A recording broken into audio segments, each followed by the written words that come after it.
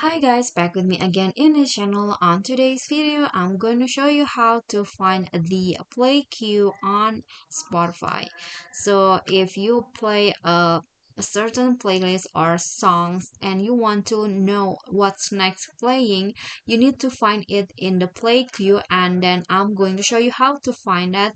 So for example, now I listen to this song and then I want to find what's next. So what you need to do is just go to the play queue option, this one right here. This is the queue menu, and then you can just click on this, and then this is the no playing, and then here are the queue list. So you'll find what songs will be playing next on your Spotify in here in the queue, in the play queue page.